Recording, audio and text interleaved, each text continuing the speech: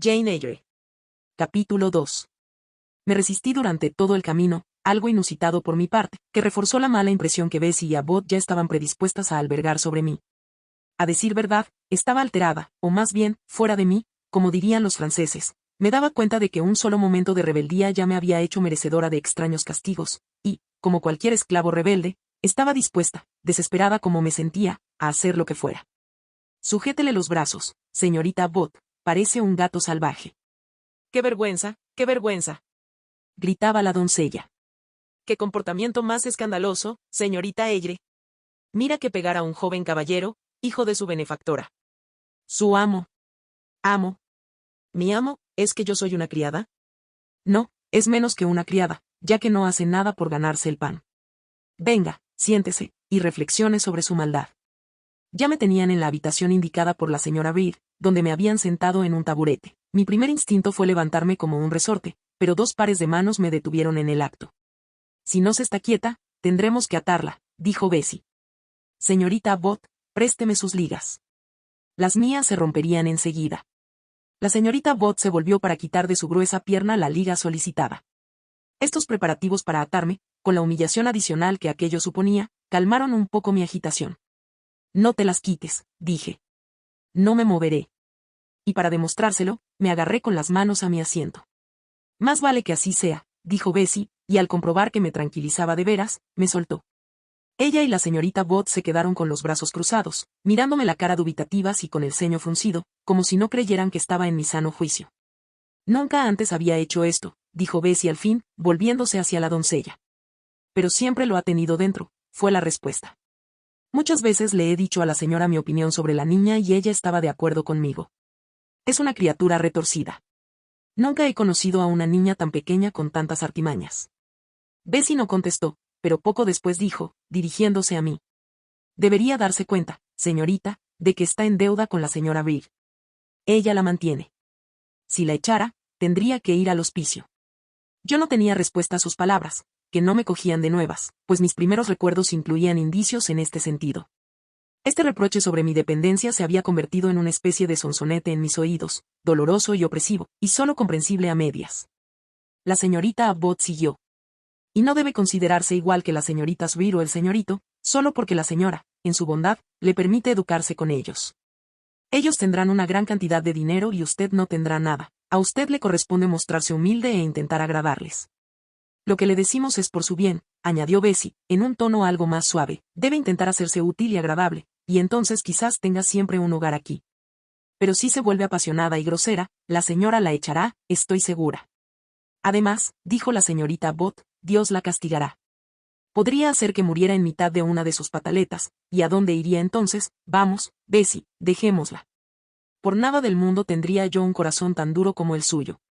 Rece sus oraciones, señorita Eyre, cuando se quede sola, porque si no se arrepiente, algo malo podría bajar por la chimenea para llevársela. Se marcharon, echando la llave al salir por la puerta. El cuarto rojo era una habitación de huéspedes rara vez usada, o, mejor dicho, nunca, a no ser que la afluencia ocasional de visitantes a Gateshead obligara a utilizar todos los aposentos disponibles. Sin embargo, era una de las habitaciones más grandes y majestuosas de la mansión. En el centro, como un tabernáculo, se erguía una cama con enormes columnas de caoba, rodeada de cortinas de damasco de un rojo oscuro.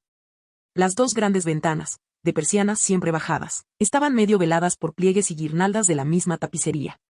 La alfombra era roja, una tela carmesí vestía la mesa que estaba al pie de la cama, las paredes eran de un tenue color beige con un tinte rosado, el armario, el tocador y las sillas eran de caoba antigua con una pátina oscura.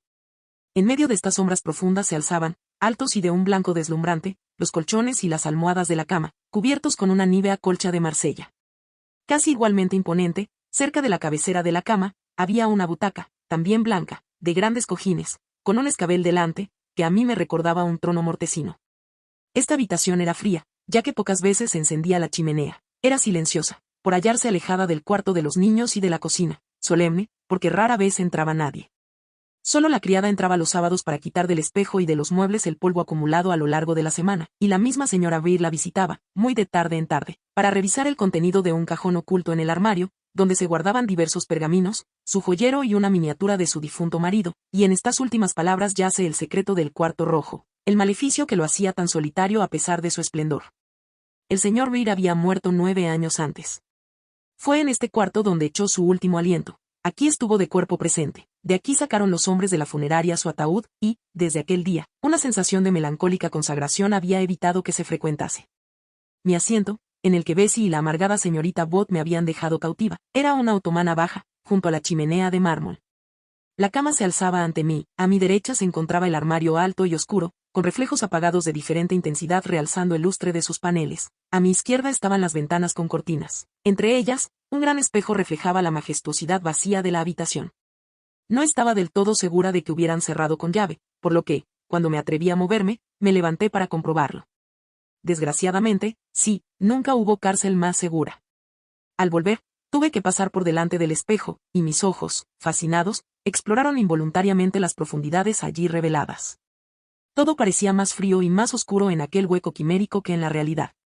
La extraña figura que me contemplaba, con el rostro y los brazos pálidos matizando la oscuridad, y los ojos relucientes de miedo moviéndose entre tanta quietud, realmente tenía el aspecto de un espíritu. Me recordaba a uno de esos diminutos fantasmas, mitad hada, mitad duende, que en los cuentos nocturnos de Bessie salían de las cañadas cubiertas de helechos de los páramos, apareciéndose ante los ojos de los viajeros tardíos. Volví a mi taburete. En ese momento me embargaba la superstición, aunque todavía no le había llegado la hora de su victoria final. Todavía tenía la sangre caliente, todavía el ímpetu de esclava rebelde me llenaba de amargo vigor, todavía tenía que contener el embate de pensamientos retrospectivos antes de amedrentarme ante el presente desolador. Toda la tiranía violenta de John Reed, toda la altiva indiferencia de sus hermanas, toda la aversión de su madre, toda la parcialidad de las criadas vinieron a mi mente turbada como el sedimento oscuro de un pozo turbio. ¿Por qué siempre sufría? ¿Siempre era intimidada, acusada y condenada? ¿Por qué no podía agradar? ¿Por qué eran inútiles mis intentos de granjearme el favor de nadie? A Elisa, cabezota y egoísta, la respetaban. A Georgiana, con un genio malicioso, llena de corrosivo rencor y con un porte insidioso e insolente, la mimaban todos. Su belleza, sus mejillas sonrosadas y sus rizos dorados parecían deleitar a todos los que la contemplaban y procurarle impunidad por cualquier defecto. A John nadie lo contradecía, y mucho menos castigaba, aunque retorcía el pescuezo de las palomas, mataba los polluelos, azuzaba a los perros contra las ovejas, robaba la fruta y destrozaba los brotes de las plantas más bellas del invernadero. También llamaba vieja a su madre y a veces la insultaba por tener la tez tan oscura, como la suya propia. La desobedecía descaradamente y a menudo rompía o estropeaba sus ropas de seda y, a pesar de todo ello, era su cariñito. Yo no me atrevía a cometer ninguna falta, me esforzaba por cumplir con todas mis obligaciones y se me llamaba traviesa y molesta, arisca y ruin, día y noche, día tras día. Todavía me dolía la cabeza, que sangraba por el golpe y la caída que había sufrido. Nadie había reñido a John por pegarme sin motivo, pero yo, por haberme vuelto contra él para evitar más violencia irracional, cargaba con la desaprobación de todos. Es injusto, decía mi razón, llevada por el doloroso estímulo a investirse de un poder precoz aunque pasajero. Y la resolución, igualmente espoleada, instigaba a algún resorte dentro de mí a buscar la manera de rehuir tanta opresión, como escaparme o, si eso no era posible, nunca volver a comer ni a beber y dejarme morir.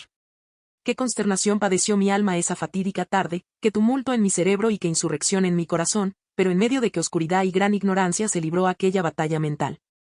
No tenía respuesta a la incesante pregunta interior de por qué sufría así. Ahora, después de no quiero decir cuántos años, lo veo claramente. Yo era una nota discordante en Gateshead Hall. No me parecía a ninguno de los de allí, no tenía nada en común con la señora Reed ni con sus hijos, ni con la servidumbre por ella elegida. De hecho, si ellos no me querían, tampoco yo los quería a ellos. No estaban obligados a mirar con cariño a una criatura que tenía tan poco en común con todos ellos, una criatura heterogénea, tan diferente de ellos en temperamento, capacidad y propensiones, una criatura inútil, incapaz de servir sus intereses o proporcionarles placer, una criatura odiosa, que alimentaba sentimientos de indignación por su trato y de desprecio por sus criterios. Sé que, de haber sido una niña optimista, brillante, desenfadada, exigente, guapa y juguetona, aunque hubiese sido igualmente desvalida y una carga, la señora Reed habría aguantado más complacida mi presencia.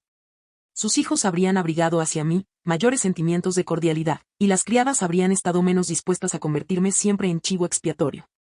La luz del día empezó a abandonar el cuarto rojo. Eran más de las 4, y la tarde nubosa cedía ante el crepúsculo gris. Oía la lluvia batirse sin cesar contra la ventana de la escalera, y el viento aullar en el bosquecillo de detrás de la casa. Por momentos me iba quedando helada como la piedra y empecé a descorazonarme. Mi estado habitual de humillación, Inseguridad y profunda depresión apagó las brasas de mi ira disminuida. Todos decían que era mala y quizás tuvieran razón. ¿Acaso no acababa de pensar en dejarme morir de inanición? Eso sí era un delito. Merecía morir, ¿era un destino atractivo la cripta bajo el presbiterio de la iglesia de Gatesead? En esa cripta, tenía entendido, yacía el señor Reed y este recuerdo lo trajo a mi mente y pensé en él cada vez con más espanto. No lo recordaba, pero sabía que había sido tío mío, hermano de mi madre, que me había acogido en su casa al quedarme huérfana, y en su última hora había exigido a la señora Reed que prometiese criarme y educarme como uno de sus propios hijos. Probablemente la señora Reed considerase que había mantenido su promesa y realmente creo que lo había hecho en la medida de sus posibilidades. Pero ¿cómo iba a querer a una extraña de otra sangre después de la muerte de su marido, por comprometida que estuviese? Debía de ser de lo más irritante encontrarse obligada por una promesa impuesta a hacer de madre a una niña rara a la que no era capaz de amar, y ver a una forastera poco simpática entrometiéndose permanentemente en su grupo familiar. Se me ocurrió un pensamiento singular. No tenía ninguna duda de que, de haber seguido vivo, el señor Reed me habría tratado con afecto. Ahora, al mirar la cama blanca y las paredes oscuras, echando de vez en cuando una ojeada fascinada al espejo de brillo apagado, empecé a recordar las historias que había oído sobre los muertos inquietos en sus tumbas por la violación de sus últimos deseos, que regresaban a la tierra para castigar a los perjuros y vengar a los oprimidos. Y pensé que el espíritu del señor Reed, molesto por los agravios sufridos por la hija de su hermana, podía salir de su morada en la cripta de la iglesia o en el mundo desconocido de los muertos, y alzarse ante mí en esta habitación. Enjugué mis lágrimas y acallé mis sollozos, temerosa de que una señal de pena extremada pudiera despertar una voz sobrenatural para que me consolase, o llamar de las tinieblas un rostro resplandeciente para inclinarse sobre mí con extraña lástima. Esta idea, aunque en teoría era un consuelo, me pareció que sería terrible si se hacía realidad. Intenté con todas mis fuerzas reprimirla, procuré ser fuerte. Sacudiendo la cabeza para quitarme el cabello de los ojos, levanté la cabeza e intenté mirar intrépida por la habitación. En ese momento apareció una luz en la pared. Me pregunté si era un rayo de luna que penetraba por algún resquicio de la persiana. Pero no, la luz de la luna no se movía, y ésta sí, ante mis ojos, se deslizó por el techo y tembló encima de mi cabeza. Ahora puedo suponer que este haz de luz probablemente fuera el reflejo de una linterna de alguien que cruzaba el jardín, pero entonces, con la mente propensa a abrigar ideas de horror y con los nervios sacudidos por la agitación, creí que la luz móvil y veloz era el mensajero de una aparición del más allá. Me latía rápidamente el corazón, me ardía la cabeza, mis oídos se llenaron con un sonido que me pareció el batir de alas, sentí algo junto a mí, me sentí oprimida, ahogada, mi resistencia se derrumbó. Corrí hasta la puerta y la sacudí desesperadamente. Se acercaron pasos apresurados por el corredor, giró la llave y entraron Bessie y Abbott. Señorita Eyre, ¿está enferma?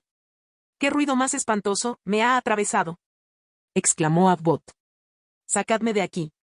Llevadme al cuarto de los niños. Grité. ¿Por qué? ¿Se ha hecho daño? ¿Ha visto algo?, preguntó de nuevo Bessie. Oh, he visto una luz y pensaba que venía un fantasma, había cogido la mano de Bessie y ella no la apartó. Ha gritado adrede, declaró Abbott, con cierto desprecio. ¿Y qué grito? De haber sufrido un gran dolor, se le podría perdonar, pero solo quería atraernos a todos aquí. Conozco sus tretas. ¿Qué sucede aquí?, preguntó otra voz autoritaria, y se acercó por el corredor la señora Reed, su tocado agitado por la prisa y sus ropas crujiendo tempestuosamente. Abbott y Bessie, creía haber dado instrucciones de que Jane permaneciese en el cuarto rojo hasta que acudiera yo misma. La señorita Jane gritó muy fuerte, señora. Dijo Bessie suplicante. Dejadla ir, fue la respuesta. Suelta la mano de Bessie, niña, no te vas a librar de esta manera, te lo aseguro. Odio los engaños, especialmente los de los niños. Es mi deber enseñarte que tus trucos no funcionarán. Ahora te quedarás una hora más, y solo en el caso de total sumisión y tranquilidad te dejaré salir. Oh, tía, piedad. Perdóneme. No puedo soportarlo, castígueme de alguna otra manera. Me moriré sí. Silencio. Esta violencia me repugna. Y seguro que era verdad. A sus ojos, yo era una actriz precoz, me consideraba realmente un compendio de pasiones virulentas, un espíritu innoble y de duplicidad peligrosa. Habiéndose retirado Bessie y Abbott, la señora Reed, hastiada de mi angustia ya frenética y mis sollozos incontrolados, me empujó bruscamente y cerró la puerta con llave, sin más palabras. La oí alejarse y, poco después de que se hubo marchado, supongo que sufrí una especie de ataque, y perdí el conocimiento. Y hasta aquí llegamos en este fascinante viaje al mundo de Jane Eyre. Si te ha intrigado lo que has visto hasta ahora, asegúrate de suscribirte y activar las notificaciones para no perderte el próximo capítulo de esta emocionante historia. Nos vemos en el próximo video, donde continuaremos explorando los misterios y las pasiones que aguardan en la vida de nuestra querida Jane. No te lo pierdas.